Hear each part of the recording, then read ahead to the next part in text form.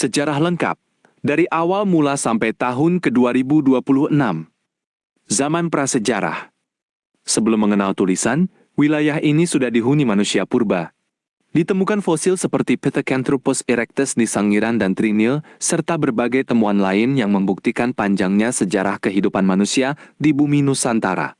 Awalnya hidup berkelompok secara nomaden atau berpindah-pindah, bergantung sepenuhnya pada alam dan berburu dengan alat sederhana dari batu dan tulang.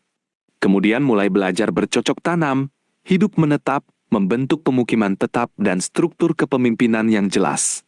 Terus berkembang hingga mengenal pengolahan logam, membangun bangunan megalitikum, serta memiliki kepercayaan terhadap roh alam dan kekuatan benda-benda tertentu. Era Kerajaan Hindu-Buddha. Masuknya pengaruh budaya dan agama dari luar membawa masa sejarah tertulis. Kerajaan-kerajaan tumbuh berurutan.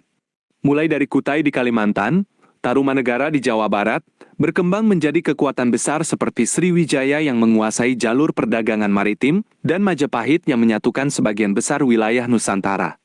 Terbentuk sistem pemerintahan kerajaan, berkembang bahasa dan tulisan, seni bangunan candi, serta tatanan sosial yang berakulturasi dengan budaya asli.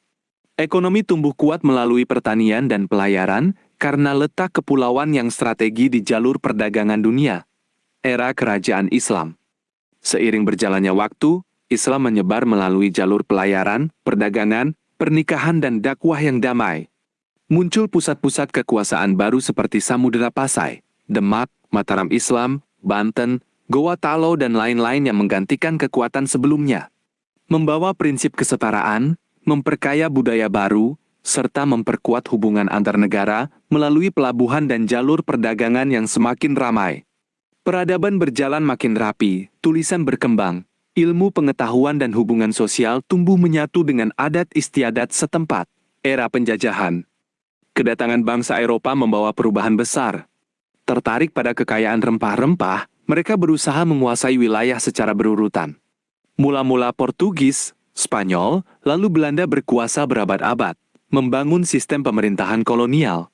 Dibangun jalan kereta api, jalur pos, pelabuhan besar, namun semuanya lebih ditujukan untuk kepentingan pengambilalihan sumber daya dan kendali kekuasaan. Pendidikan sangat terbatas, rakyat menderita, namun perlahan tumbuh kesadaran nasional, persatuan, keinginan kuat untuk berdiri sendiri, serta pergerakan pemuda dan kebangkitan budaya yang menyatukan pulau-pulau terpisah menjadi satu bangsa besar. Kemerdekaan dan pembangunan. Pada 17 Agustus tahun 1945 dibacakan proklamasi. Perjuangan fisik dilakukan untuk mempertahankannya dari upaya kembalinya kekuasaan asing. Terbentuk republik dengan dasar Pancasila dan bahasa Indonesia sebagai pemersatu, menyatukan keberagaman suku dan budaya yang luas. Melalui masa-masa pemerintahan berurutan, dari masa awal, Orde Baru, hingga reformasi tahun 1998, terus berjalan perbaikan sistem politik, hukum, ekonomi, dan sosial. Infrastruktur meluas, sekolah dan kesehatan semakin merata, sistem transportasi makin terhubung.